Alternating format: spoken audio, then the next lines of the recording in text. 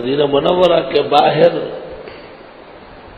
کچھ فاصلے پر ایک عیسائی آبادی تھی، اس کو نجران کہتے تھے۔ اس میں ایک چھوٹی سی حکومت تھی عیسائیوں کی، اور بہت متمول تھی اور بہت ہی خوشحال تھے۔ رسول اللہ صلی اللہ علیہ وسلم کو سن 6 ہجری کے موقع پر حدیبیہ کا صلح جب ہوا اور آپ کو مشرکین مکہ کی طرف سے کچھ آرام ملا، تو آپ نے اس فرصت سے فائدہ اٹھایا اور کائنات کے ذمہ داروں کو، بادشاہوں کو، وزیروں کو، سفیروں کو، معتمد لوگوں کو خطوط لکھے۔ بدقسمتی سے ہمارے ہندوستان کے علماء کی اطلاع بہت کم ہے، 7 یا 9 خطوط انظر شاہ نے ترجمہ کر کے شائع کیے۔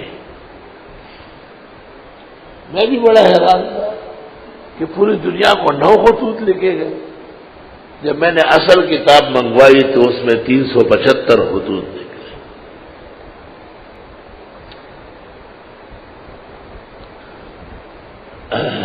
اس کراچی کے پرانے نام جو ہے اس کا دیبل ہے۔ محمد بن قاسم کے زمانے میں بھی اس کا نام دیبل تھا۔ یہاں کے ایک عالم گزرے ہیں محمد ابن جعفر دیبلی، اور اس نے کتاب لکھی ہے مکاتیب النبی۔ یہ تمام وہ خطوط ہیں جو رسول اکرم صلی اللہ علیہ وسلم نے مختلف اوقات میں اور خاص کر سن 6 ہجری کے بعد سن 9 کے آس پاس، مکہ بھی فتح ہو چکا تھا، دنیا کے ذمہ دار قبائل اور ان کے بڑوں کو لکھے۔ آپ کا خط جب نجرانیوں کو ملا تو نجران کی حکومت نے ایک وفد ترتیب دے دیا، اور اس وفد میں 70 آدمی تھے، اور وہ بڑے خوبصورت اور قیمتی لباس میں ملبوس تھے، فاخرانہ انداز تھا، بڑے ادب و احترام سے خدمت اقدس میں آ گئے۔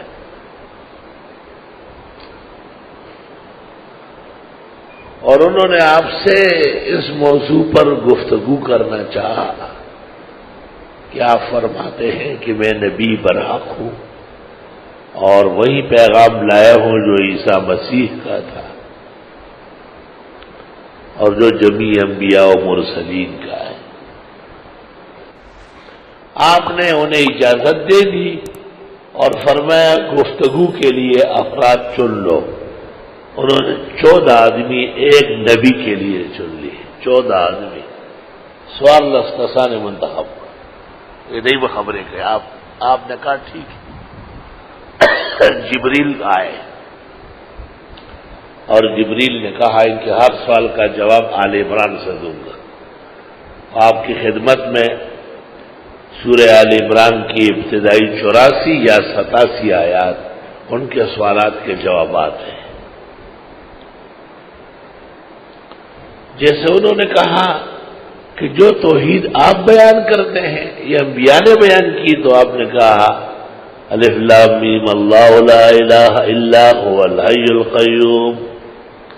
حی و قیوم میں اشارہ ہے کہ عیسیٰ مخلوق ہے، اگرچہ وہ زندہ آسمان پہ اٹھائے گئے لیکن آنے والے، اور زمین پر رہ کر قرب قیامت میں شادی ہوگی، بچے ہوں گے، انتقال ہوگا، جبکہ خدا ہمیشہ زندہ ہے اور زندہ رہے گا۔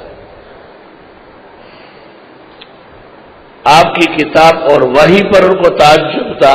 نزل علیک الکتاب بالحق مصدقا لما بین یدیہ، آپ گزشتہ کتابوں کے منکر تو نہیں ہے۔ وانزل التوراۃ والانجیل من قبل ھدی للناس وانزل الفرقان،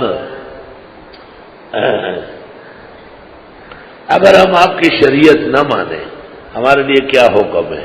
ان الذین کفروا بآیات اللہ لہم عذاب شدید واللہ عزیز ذو انتقام. اور